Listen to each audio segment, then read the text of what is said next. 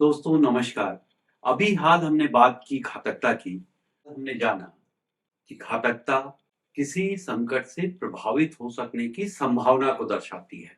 हमने ये भी जाना कि आपदा से हो सकने वाली क्षति घातकता पर निर्भर करती है और ये जाना कि किसी संकट से हो सकने वाली क्षति में घातकता की बड़ी भूमिका है। घातकता अधिक है तो क्षति की संभावनाएं अधिक है।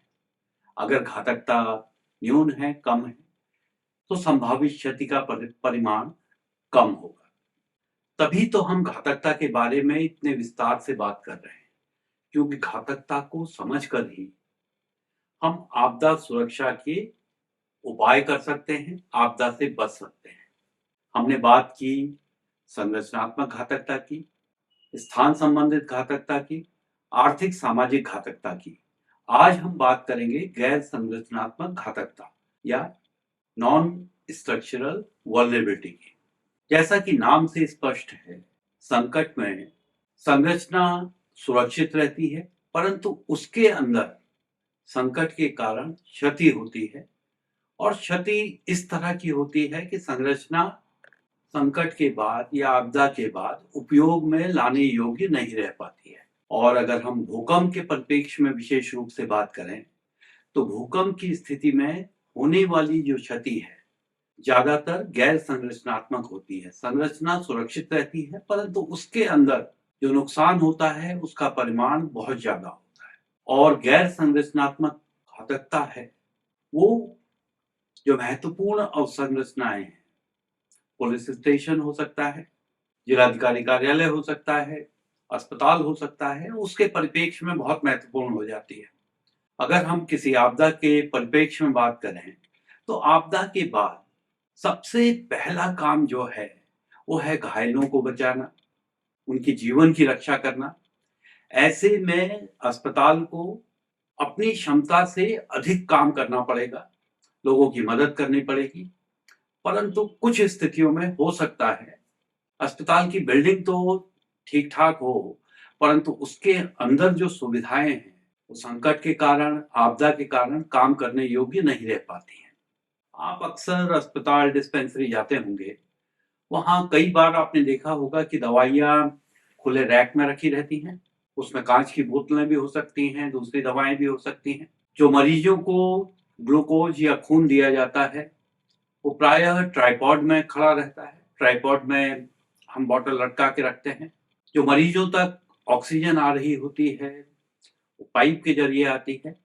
भूकंप में होने वाली जो हलचल है, भूकंप में के जो कंपन है, उनसे दवाएं रैक से नीचे गिर सकती हैं, आपस में मिल सकती हैं, मिक्स हो सकती हैं, बोतलें टूट सकती हैं। जो पाइपलाइन है ऑक्सीजन की वो क्षतिग्रस्त हो सकती है। जो ट्राइपॉड पे ग्लूकोज या खून हम मरीज को दे रहे हैं वो नीचे गिर सकता है। उसी तरह भूकंप के बाद जो सबसे ज्यादा जरूरत होगी वो एक्सरे की होगी, एमआरआई की जरूरत होगी। ये बड़े संवेदनशील उपकरण हैं। हो सकता है भूकंप में जो हलचलें हो रही हैं, कंपन हो रहे हैं, उसके कारण इनकी एक्सेस बिगड़ जाए, ये काम करने के योग्य ना रहे। कई बार ऑपरेशन थिएटर में आपने देखा होगा ऊपर फॉल्स सीलिंग है, लाइटें लगी हैं, दूसरी चीजें हैं। भूकंप के झटकों के कारण ये सब नीचे गिर सकते हैं।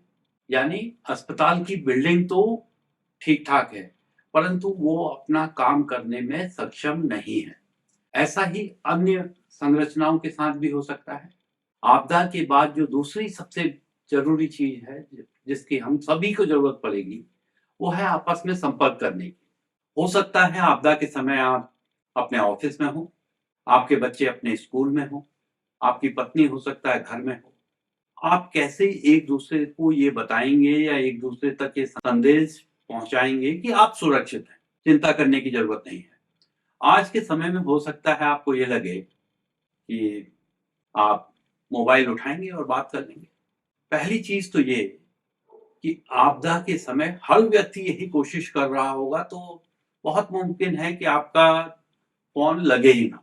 ऐसे में पहली चीज जो आपको करनी चाहिए वो ये, आपको परिवार के साथ बैठ के किसी ऐसे स्थान के बारे में सोचना चाहिए, निर्धारण करना चाहिए कि अगर कोई आपदा हो जाए तो आप सभी जो भी सुरक्षित हैं उस स्थान पे दोबारा मिलेंगे।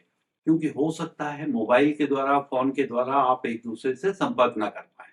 फिर दूसरी बात ये भी है कि इस तरह की आपदा में मोबाइल टावर भी क्षतिग्रस्त हो सकता है।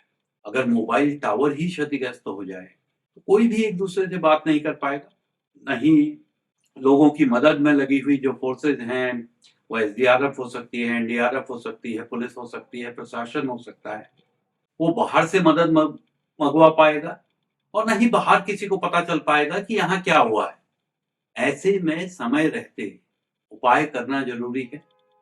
हो सकता है बाढ़ के कारण मोबाइल टावर के जो जनरेटर्स हैं, दूसरी चीजें हैं, वो डूब जाएं।